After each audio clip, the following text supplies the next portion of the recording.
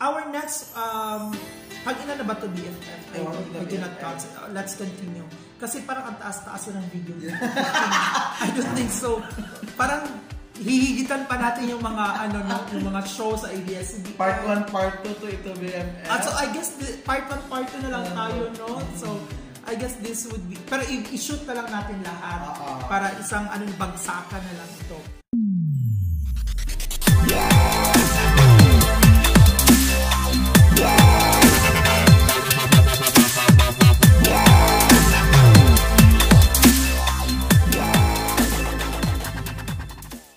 Let's proceed with our next senatorial ball. One of the oldest also. Okay, ikaw na magpakilala sa kanya. He is Mr. Serge Osmeña. I-search mo! Oh. I like the coandas, i-search mo. Magaling yung political advertiser niya. He is the former Senator, Republic of the Philippines. His policy focus are on the lowering of price of rice, inflation, Magna Carta of Social Workers, Parents Act, Philippine Clean Air Act, Clean Water Act, liberation of retail trade, lowering rice tarification. He is in favor on the joint exploration in the West Philippine Sea. He is not in favor with federalism. Wow, for the first time. He is against with Marcos Burial, Ibigan ng Bayani. He is the son of our former president, right? Yeah, Sergio.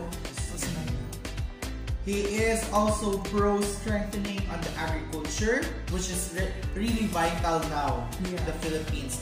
Paano na po ang agrikultura ng Pilipinas ngayon?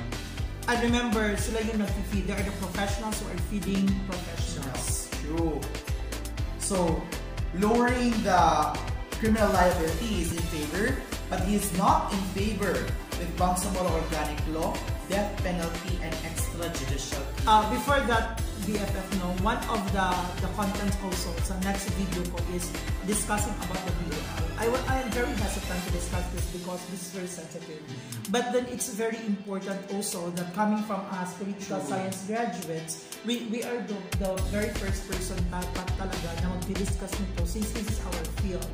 So let us try to discuss the advantages and disadvantages. I guess in my succeeding videos, and hopefully I can still invite you for this, we could team up pertaining to this. Let's continue with the other policies research as He is also in infrastructure development, which is now under hold the budget.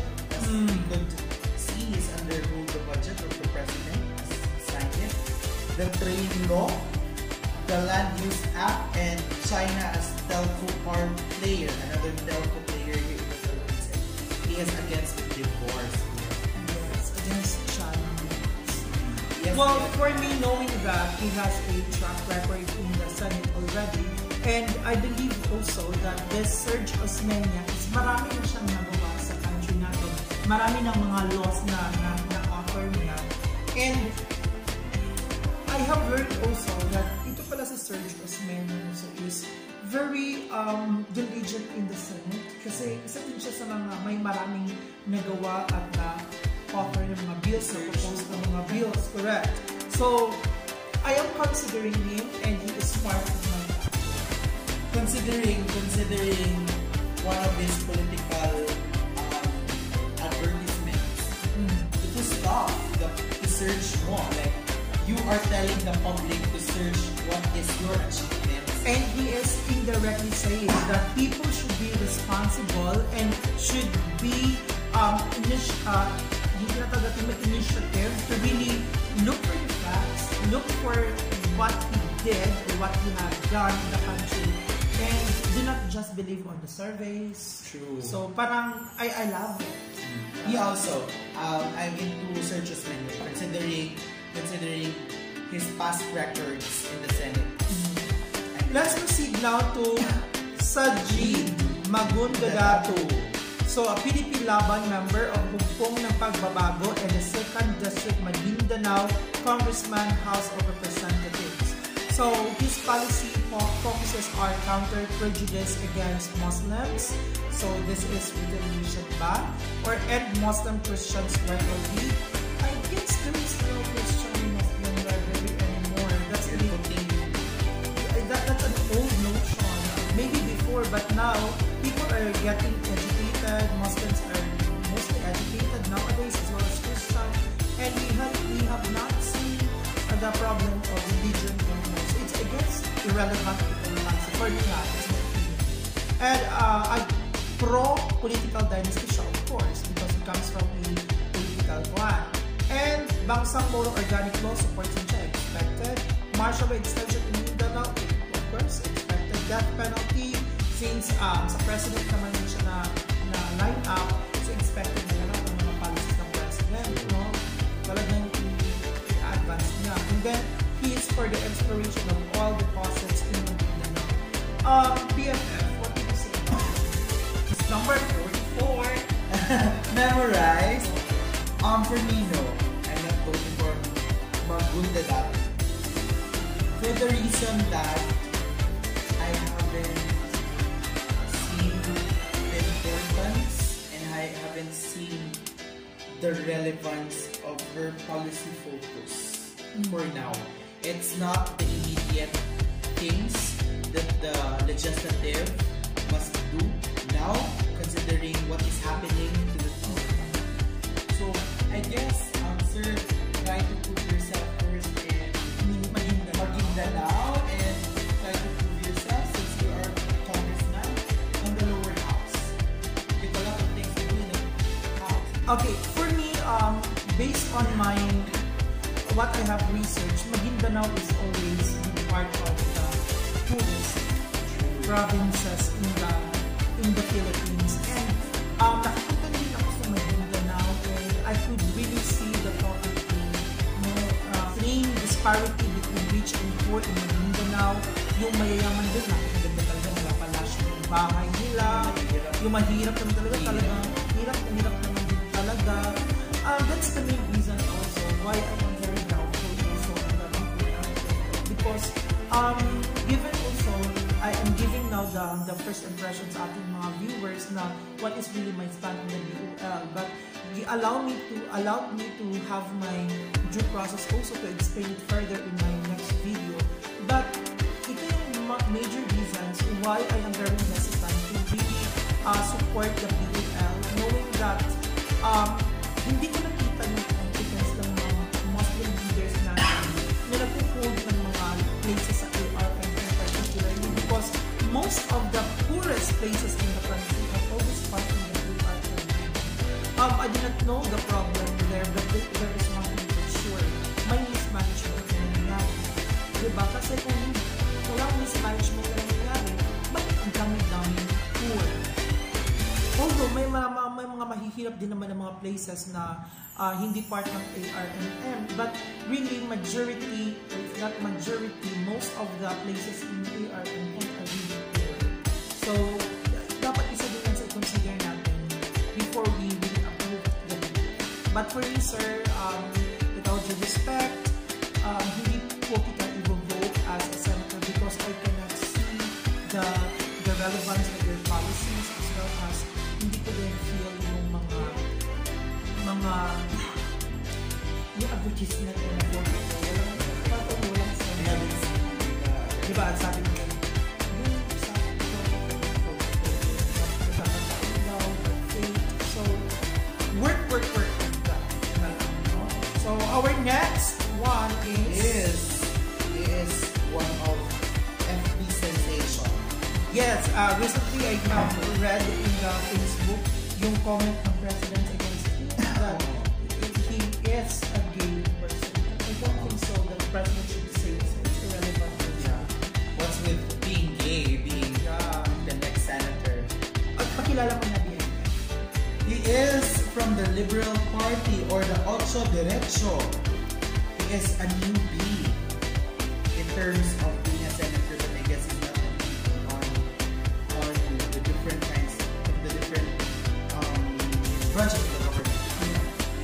He is Mr. Florin Hilbay, the former Solicitor General of former President Aquino III and the constitutional law professor at the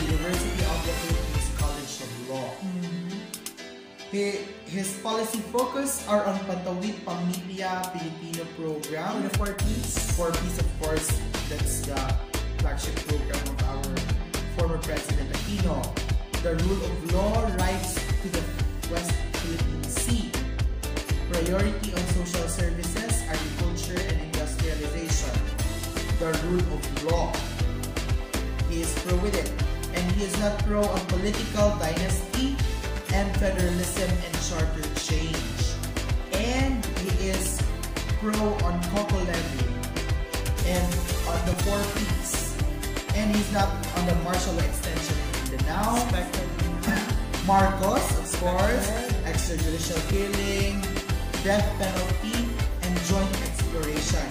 He is against contractualization and plain law. And Soji, divorce and cultural preservation, he is pro with it. So, as you can see, he is really a true liberal. The liberal... Consistent siya. Nakita ko yung consistency. In my opinion, isa siya sa mga ilang members ng Ocho Derecho na gusto kong ipasok sa Senate kasi alam ko na may panindigan, may alam, knowing that he is one of the most competent lawyers in the country. Marami siyang magagawa. Isa siya sa mga dapat bigyan ng chance, even if again siya sa president, but then again, we need a balancing force in the Senate or in the government natin kasi kung walang mag-check din sa mga acts ng mga pro-government natin, pro-administration, then most likely also tyranny. That's the primary duty of each branches, check and balances. So we need. So for me also BFF, I'm into Hilbay. Okay. I'm into Hilbay. It's kind of good when we are putting a newbie to the position. No, BFF, no, I hope people would really appreciate how we put too much logic and analysis on our comment pertaining to the following candidates na na-mention na natin. Kasi as much as possible, meron man talagang bias all the time kasi may iba't ibang political stance naman lang tayo. But of course, we're also trying to become objective in making comments. So I hope yung mga haters dyan, kung hindi ko lang kayo to really hate it, hindi ko sana kayo umabot sa party kasi medyo mahaba na ito ng party, diba? Ubusin na yung oras ko sa kanito. Okay, next BFF. One of your favorites, Sharon.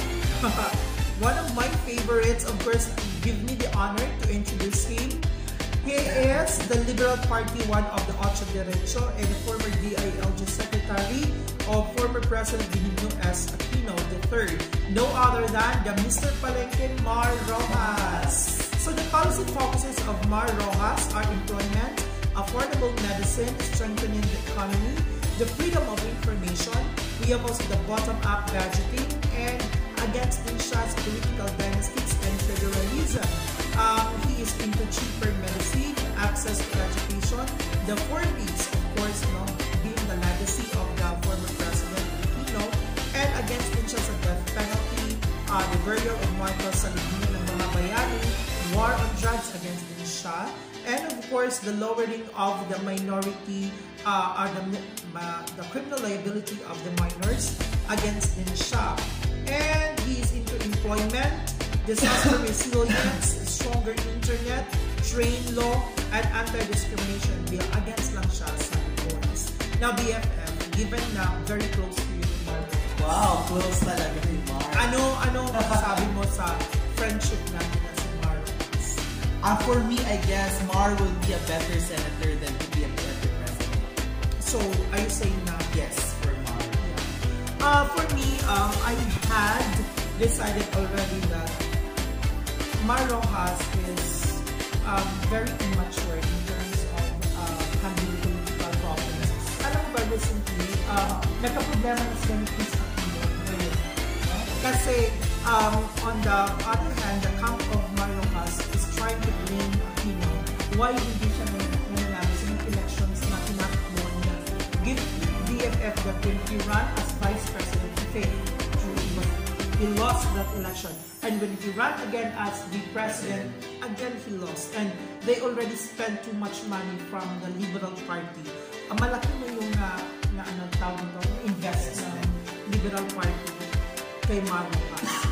And I think Marrojas would not be healthy anymore. Or nga, hindi na magiging healthy ang Senate kung bibigyan o lalagyan pa natin sila ng Marrojas na Senate because the self-entitlement of Marrojas umalis na kasi siya dyan na lalo.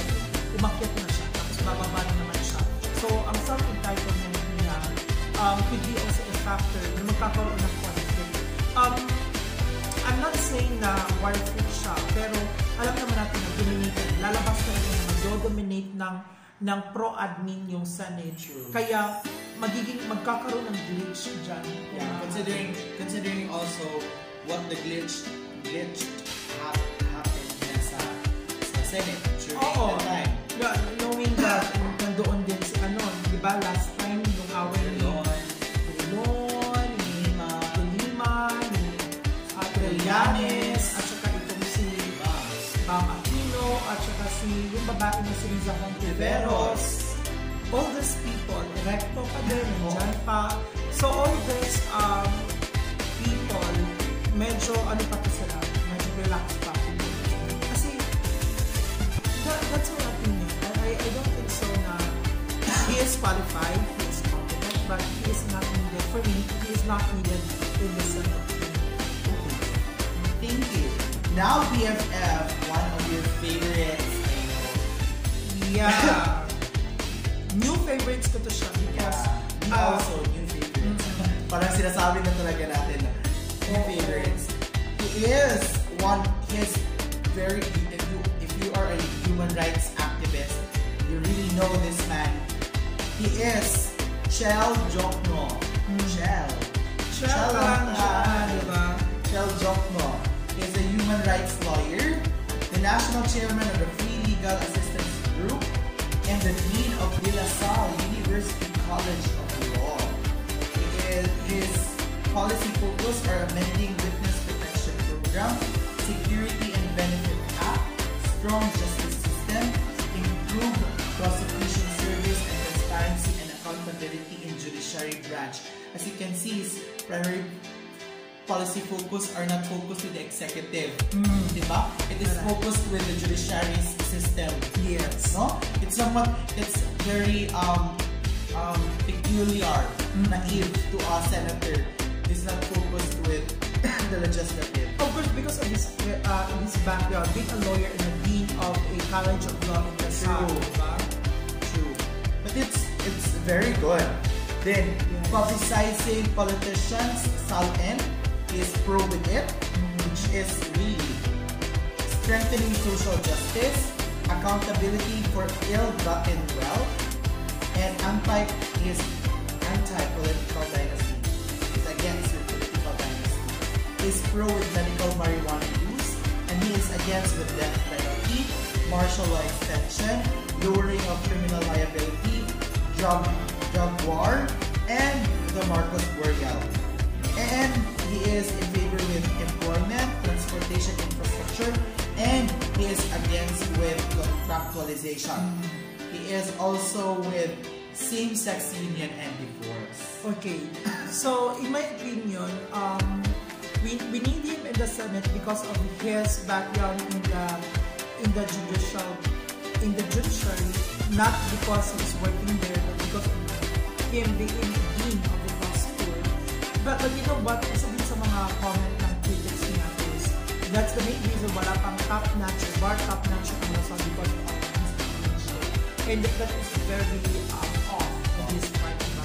So, I want to give him the chance to become a senator para talagang magbigyan ng truth at saka justice kung sino man yung naging human rights victim, not violation victims. Kasi, but one thing is for sure, I hope hindi lang siya mag-focus on the martial law period, but he must also secure yung mga victims din ng national, ng victims din ng human rights sa time din ni Corazon Aquino because other records will say also na mas marami pa daw victims ng human rights violation on the time after martial law kaysa during the martial law. And that's the thing that he must focus on the senator. That's why I'm giving him the chance to be a senator. So I will vote for him. Yeah, I'll also vote for Chel Chong. Kaya Chel lang kayo. Next, BFF. So next we have, meron pa ba tayo? Yeah. Meron pa tayo si Romulo Macalintal, a Liberal Party 8 Derecho also. He is an election lawyer. So yung mga policy focus niya are senior citizen and PWD rights and benefits, amending the party list system, senior citizens' rights, PWD rights, electoral reform and education, human rights, and against martial legislation. So, si Romulo Macalintal, on the other hand, I don't like his policy because it's too focused on the PWDs in which marami niyang nag-advocate and support niyan. It would be a redundancy. I think dapat i-focus lang yun sa implementation because there are laws already created. Dapat mag-focus sila sa implementation. So, I think if that would be his policy, dapat na tumakbo siya as part of the executive, not as part of the legislature. Yeah, I will not vote for him for a reason that hindi well-thought ng mga ideas and mga policy policies. I agree with that. I'm not also for Macalintal. Now BFF, they considered him as one of the dark forces.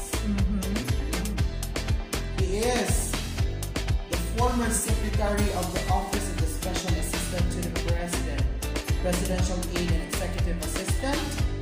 He is Bongo. Your boyfriend. Ibongo na yan! Bongo Kaday! Bongo Kaday! That's Bongo. Bongo's policy focus are on the improvement of healthcare services through malasakit centers. You know, these malasakit centers are centers that is now in the Philippines, which is well established already. It's just reviving this one. So parang it's a wrong notion that he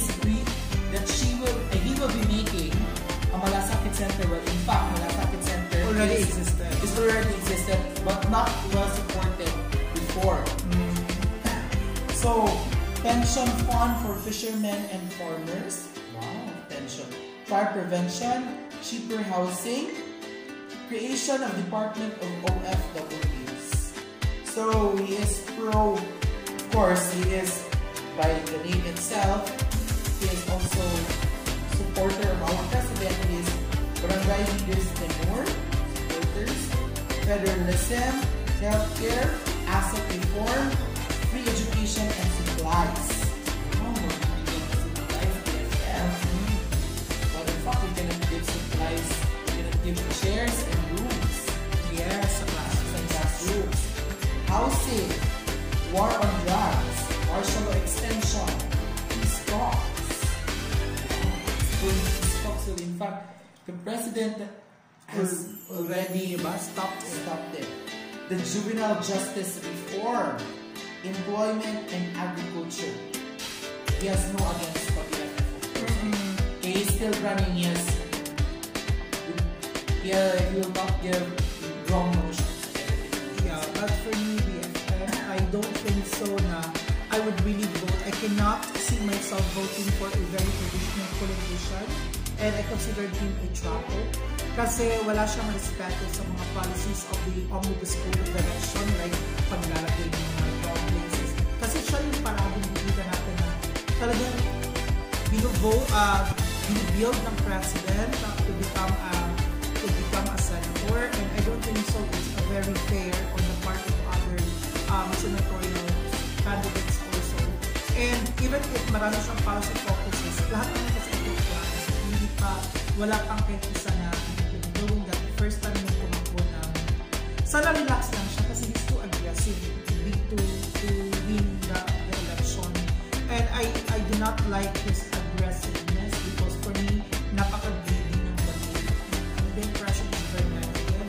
And I am very proud to say na hindi ko siya i-vote as senator. It's very surprising knowing that I'm very also disappointed bakit lagi siyang nag-attack sa service.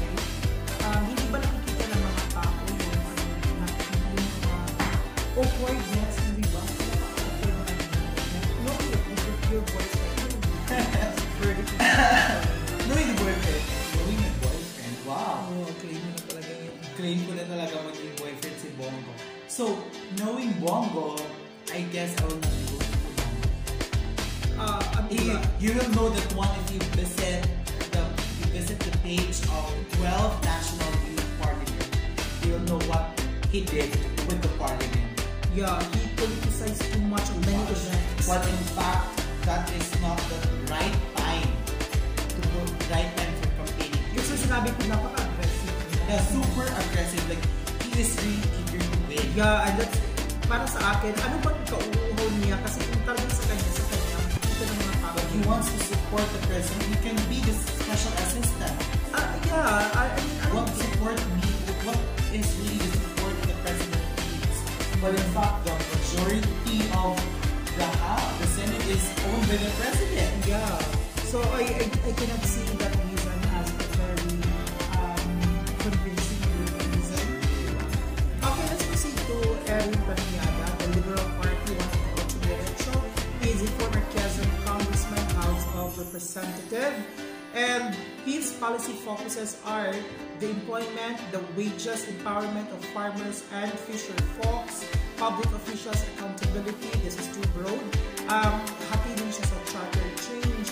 But again, I do not see na yung mga hotline, yung mga plain safe pertaining to particular issue is very light. Dapat this should make a stand.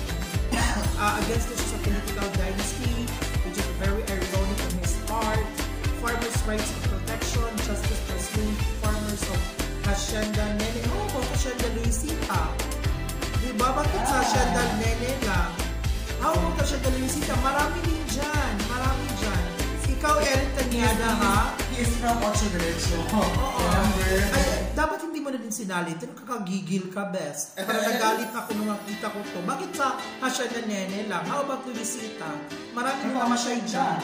Hacienda sa Sumilao. Yes, sa Sumilao. Ano ka ba? No? Ayaw ko nang basahin ko. Nagalang na ako.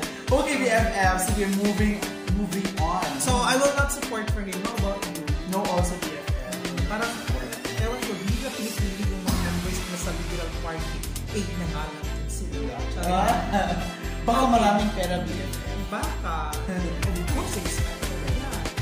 Let's go BFF with the next. You're twinning. Let's go with Maring Nancy Binay. Yes, she is a member of the United Nationalist Alliance and currently a senator of the Republic of the Philippines. So we continue the policy focus are alleviating poverty, tourism industry. Gusto niyo ipakita ang ganda niya. Ganda ng Pilipinas. Ganda ng Pilipina, girl. Yeah. And on expansion of PWD rights. Marami silang PWD rights. May classes ko yan sa undergraduate. The implementation of RA 7277. That is the Magna Carta for persons with disabilities. Marami na dyan nakalagay. Ang problem ng is hindi siya implement ng tama. So useless kung i-expand mo siya na hindi pa rin yung basic. True. The expansion of maternity leave. Kung huwag na magtrabaho yung mga babae, leave na lang sila. Kasi recently, 120 days na daw yung like 4 months. Like 4 months. Ang negative niyan, positive sa mga babae yan, ang negative niyan is, marami ng mga corporate worlds, or corporate companies na hindi makakahire ng babae because takot sila. And of course, considering the fact that we are now modernizing our corporate world, we are not already doing the factory hours, like 8 hours going to work. Yeah. Because some of us work at home. Like going on the corporate or the industry with the use of our technology. So next, next is on the sugarcane industry development. Masyado na pong mura yung tubo natin na sugarcane. On train law, repealing of punishment for premature marriage. May punishment ba? Hindi ko nabasa sa law books. Then, he is also pro with anti-discrimination. Mukhang lalaki lang. Joke lang po. So she is not in favor of divorce and same-sex union. For me, para sa akin, tama na. Tama na. Tama na si Nancy Binay. Yes, yes, DFF. Enough ka na. Na-prove mo na ng isang term ang sarili mo. And, but you have to prove it. Yes, and directly or indirectly, beneficiary ka rin kung ano man nakuha ng parents mo sa Makati City. Kasi hindi na ito allegation. Proven na yan na meron talaga ito. Yes, proven na yan. And then, considering the fact that Binays are competing for Makati. Yes, nakita natin na the greed, political greed ng mga Binay. Ay, kaya nga sa news nga sa Facebook, sinabi nila, gawin na nilang 4 yung Makati.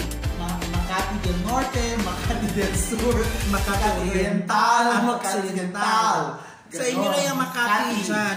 Yes. Nancy Binay, I appreciated your effort in your first year sa Senate. Ang daming controversies, maraming maling ginawa. For 6 years. Yes.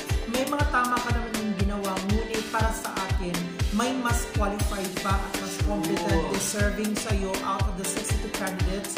Para sa akin, Mare, tama na Mare. No, for me, enough is enough na. Siguro tumulong ka na lang sa business ninyo or makipag-compete ka lang dun sa Makati. Yes. Maybe pang Makati level na po. Natapos na po, binigyan ka na ng taong bayan ng pagkakataon. Natulad na natin Nancy Binay. Tama na. Next BFF! Ang isang paborito mo! Paborito din natin ito kasi former boyfriend ex mo to. But knowing ex na, so negative na sasabihin. He is a member of Puwersa ng Masang Pilipino and a former senator of the Philippines na engaged na ito sa maraming controversies like corruption and the like. His policy focuses are enforcing kasambahay law. Enforcing parang hindi na trabaho mo to. At trabaho na niya ng executive. Why don't you try to run? Empower mo si Nanay Esther. As it stands of 2 OFWs. Marami silang parang mga senators ng PWD at saka OFW po. Parang kinukuha nila yung sympathy ng mga diba? He is for political dynasties expected and for federalism, but he is against BUL and against trained. For me, Jingo Estrada, tama ka na rin. Hindi ka na pwedeng bumalik sa Senate. Kasi enough na ang nagawa mo. Marami nang may magawang tama, pero mas maraming nagawang mali. And we did not see the benefits of the Filipino sa serbisyo mo. Again, gaya din sa comment ko kay Maring Binay, Maring Nancy Binay, marami pang mas deserving na dapat umupo dyan. Huwag ka na. Tama na. Yes, me also. Tama na po. Nasaktan mo na ang BFF. Tama na. Nasaktan mo na din ang Masang Pilipino. Oo, tama Hindi na. Hindi pala kayo para sa mahirap. Oo, tama na. Okay na po. Okay na po. Next na din po. Ito BFF. He landed as the 13th on last Senatorial Midterm. He's the 13th. Talagang 13th. Talagang malas talaga. Malas talaga yung 13th. Sayang na sayang. He is the former Bayan Muna Party List representative, Mr. Nelly Colmenares. Yes. Which is his policy focus on raising the wages of workers, removal of the excise tax, ban of the contractualization and abolition of the value-added tax on electricity, water, and petroleum. Stop naman na BFF. I guess he is trying to kill the economy and kill the government. Saan kunin ang pera kung wawalain na yung lahat? Parang pambayan muna talaga BFF. Yung sentiments ng communist. Kasi hindi mo alam kasi yung proseso ng government.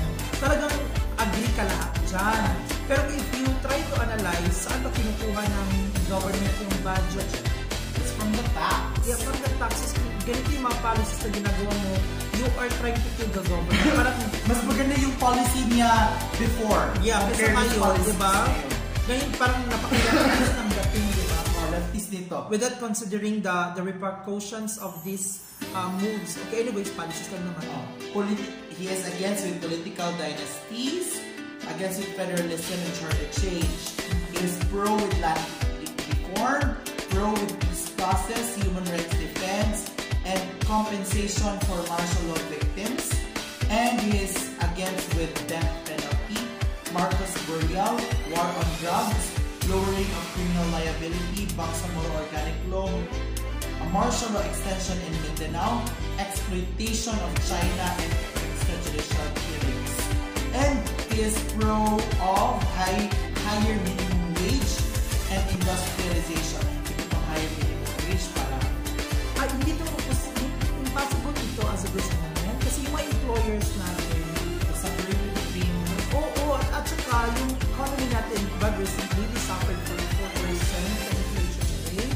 At saka kung itataas yung salary ng mga bumaba na yung itataas yung mga sweldo ng mga workers natin, tataasan din yung mga presyo. Kasi yung equilibrium ng ekonomiya natin, hindi man pwede na ang daming ang taas ng purchasing power ng mga tao, pero ang baba din ng mga resources natin is scarce. So, kailangan itaas ng presyo para manit ang balance.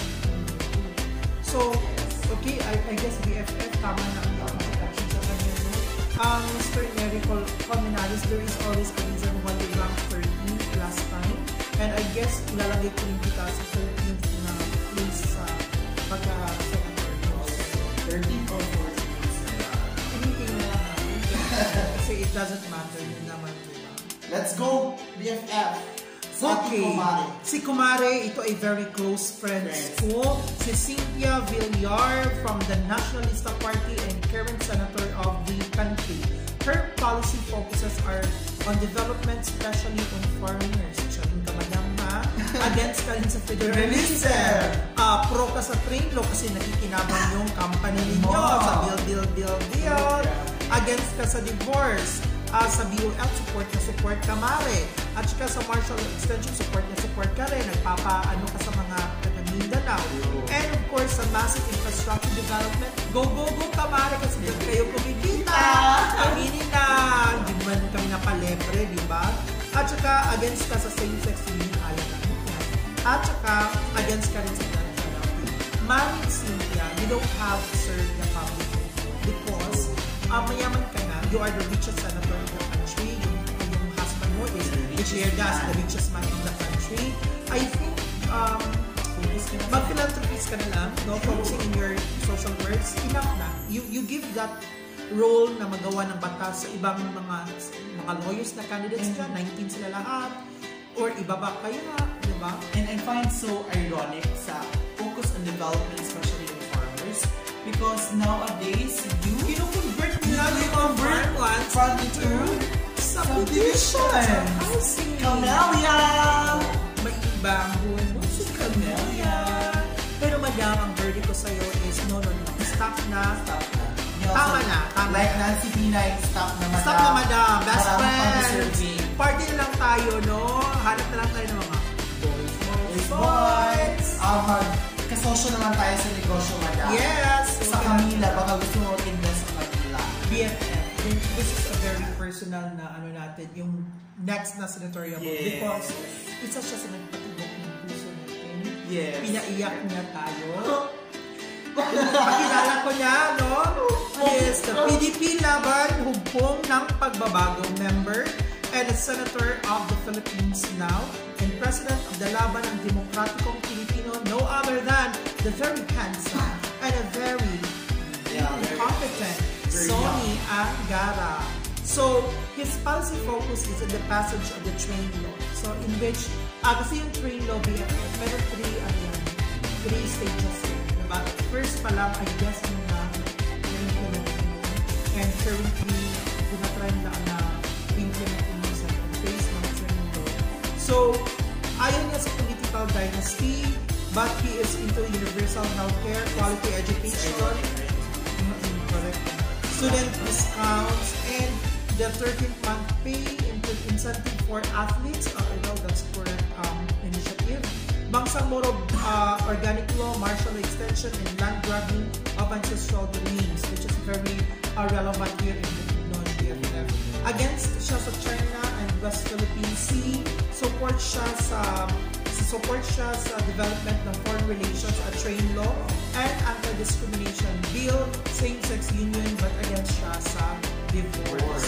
For me, Suni Angara is parang nagawa niyo yung trabaho niya sa Suni. It's in the committees that he handled. Yes, ang dami-dami committees and very... Committee on Economics, that's the game law. Kasi he is a graduate from the University of London School of Political Science and Economics. And napaka-diligent niya sa trabaho niya.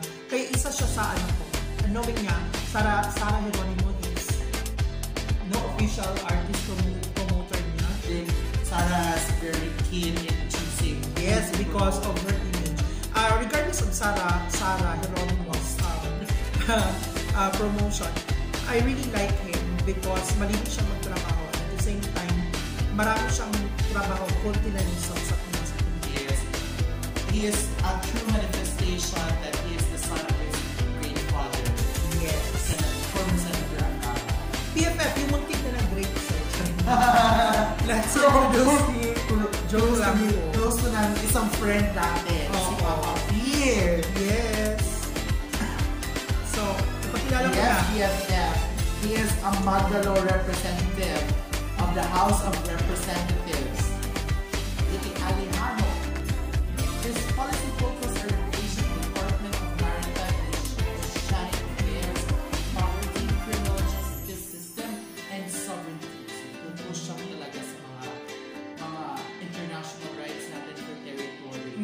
Anti-corruption, he's pro with it. He is against with charter change, war on drugs, political dynasty, he's against also the medical use of marijuana. Then he is pro with banks moral, organic law, and maritime affairs. He is against with lowering of criminal responsibility and the death penalty, martial extension, legal grounds, and reciprocity. And he is also on the local government Yeah. I guess strengthening lang po. Then decentralization is pro with it.